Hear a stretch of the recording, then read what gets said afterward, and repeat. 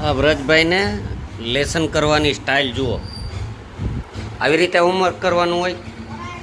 Good. સ્ક્રીનમાં દેખાય. હા, મિત્તલ આજ હોય તો અહીંયા લેસન કેવી રીતે કરે. મેડમજી પધારો. જો તમારો દીકરો આ થાકી ગયો એટલે ભાઈ આવી રીતે લેસન કરવાનું.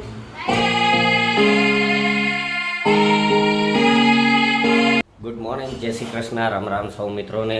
આજના નવા વ્લોગમાં આપનું સ્વાગત છે. આજે સોમવાર, દિવસની શરૂઆત કરી. અત્યારમાં ડ્રાઇવિંગ પૂરા કરીને આવી ગયો. રાજભાઈ આજે વહેલા ઉઠી ગયા અને અત્યારમાં એ રમવા લાગ્યા. બીજું તો કંઈ કામ ધંધો હોય નહીં. કાલે વરસાદ પડ્યો તો ચારે કોર ગારો કીચડ. જો ઓલો પાઇપ દેખાય છે ને, અહીં ત્યાં ખાડો પડી ગયો અને એક બેન એમાં પડ્યા હતા. એટલે પછી પાઇપ અમે રાખી આવ્યા કે કોઈ પડે નહીં વધુ વરસાદ હોય તો. અત્યારમાં વ્રજભાઈ રમે છે ને મેડમ છે તો એને તો બીજું કંઈ હોય નહીં. અત્યારમાં જો નાસ્તા પાણી બનાવવા માંડ્યા. મેડમ થઈ ગયું ભાખરી ચા?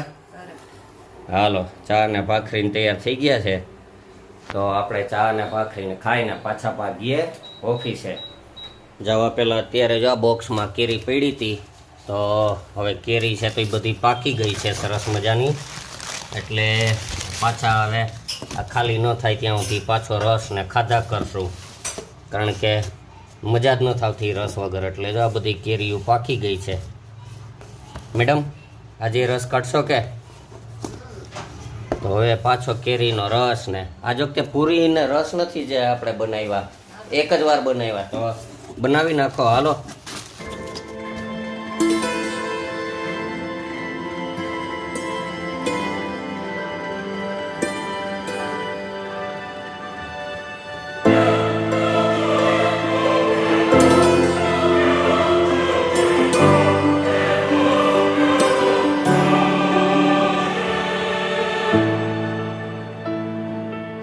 તો મિત્રો અત્યારે વાગ્યા છે હવે સાંજના 6:15 અને ડ્રાઇવિંગ પૂરું કરીને આવ્યો છું. હજી બીજા બાકી જ છે એમ તો, પણ એ 6:30 છેટ આવશે. ત્યાં સુધી ઓફિસનું થોડું ઘણું કામ છે, એ ઓફિસનું કામ કરી લઈએ નવરા બેઠા.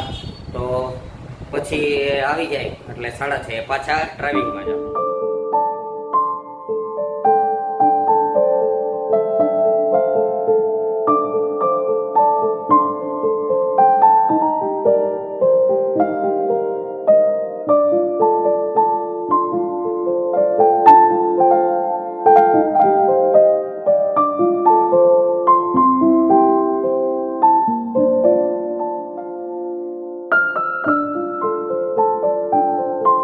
મિત્રો અત્યારે હવે ચોમાસું બેસી ગયું, એટલે ચોમાસું બેઠું એટલે થોડી ઠંડક થવા માંડી છે. એટલે જો ઠંડક થાય એટલે ભજીયા તો હોય જ. કેમ રજભાઈ? રજભાઈ છે તો આજે ભજીયાની મોજ કરે છે. હારે લાડુ, ભજીયા અને ચટણી ખાવાની તો મજા જ આવ્યા કરે. ભાઈને તો રોજ કંઈક ને કંઈક નવું હોય જ. એટલે અત્યારે જો હવે જમવા બેઠા છે તો સરસ મજાના ગરમા ગરમ ભજીયા ઉતરી ગયા છે, ચટણી અને લાડુ. મેડમ નહીં ખાવા છે? હા, ખાઈ લ્યો. ગરમ ગરમ ભજીયા ખાઈ લ્યો. પછી ઠંડા થઈ જાય તો ભાવે નહીં. મારે નથી ખાવા, તમે ખાવ.